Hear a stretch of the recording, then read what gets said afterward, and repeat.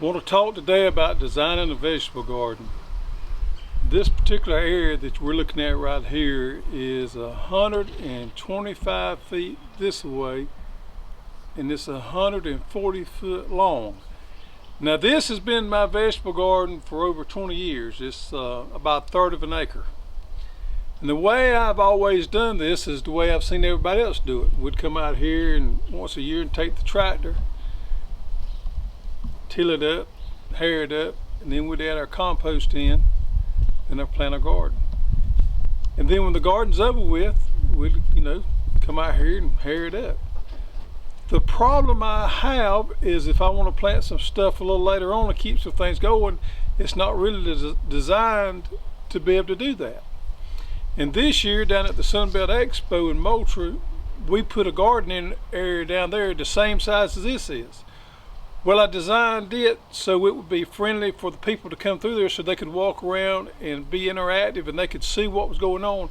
And what we did is we put walkways in there. And after the expo was over with, I kind of got looking at it and thinking about it. I said, well, now this is the ideal way for me to garden at home, because the whole purpose of what we want to do is grow food year round.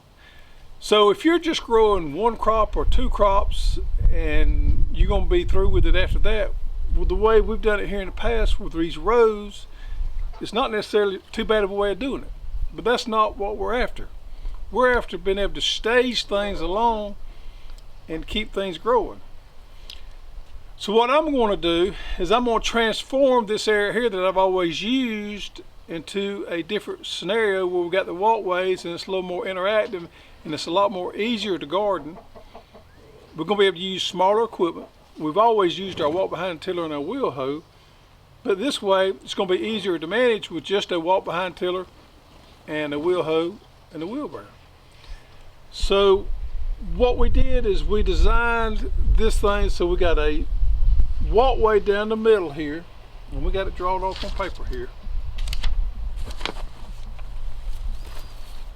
So it would be laid out just like this right here, and we got a 10-foot walkway on this edge right here where our chicken coop's at, and a 10-foot walkway on the other end of the garden. Now the reason I have to do that is because Donkey is down there at the other end, and I got to have a way to get him out and walk him around. Now this particular design, I think it's going to work for us, and we may have to tweak it a little bit along, but it's going to work for us. I don't know that it'd work for everybody, so you may have to tweak your design to make it work for you.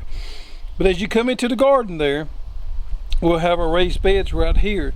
Now you say, well, why do you need raised beds? Well, I like raised beds because they're up off the ground, they're easy to deal with, but the problem with raised beds, you can't grow a whole lot in them. Well, with herbs such as cilantro and thyme and other things, basil, I don't need a lot of.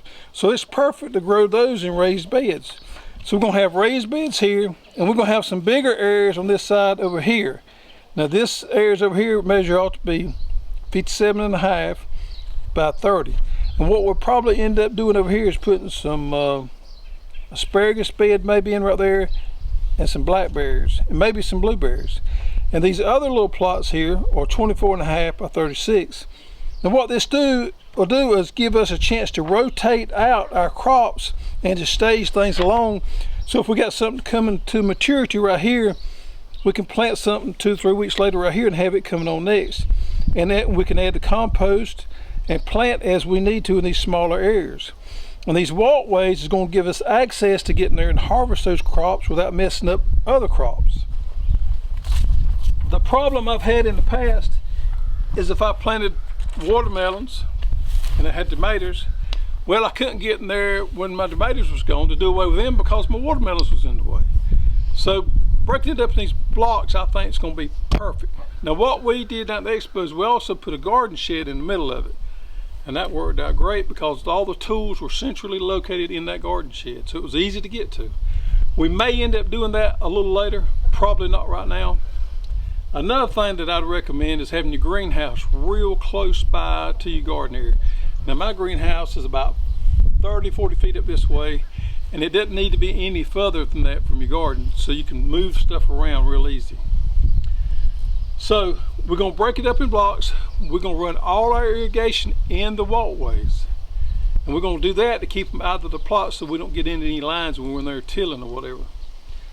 So we're going to run all our irrigation in the walkways, and then we're going to put the walkways in some type of grass. Now I want those walkways to be sustainable, and I want them to be able to hold up the heavy traffic, because we're going to be working our tillers and our wheel hoes, and we're going to be walking on those paths. So it's probably going to end up being some type of turf. I haven't got that completely figured out yet, but it's probably going to be some type of turf down through there. So when you walk in here, we will have 10 foot on this end here that's going to give us access to the chicken coop and to our little barn here where we keep our tools. And then you'll walk directly to the other end, and we'll have 10 foot down there. Then we'll have these little off paths as you go down. I'm really excited about this. It's probably going to take us a couple months to get all this worked out. And when we do, we'll be giving you updates of how it's coming along. If you're interested in growing your own food, we plan on making a lot of videos to give you tips and tricks on how to do that. So if you like our video, make sure you subscribe to our channel, and thanks for checking it out.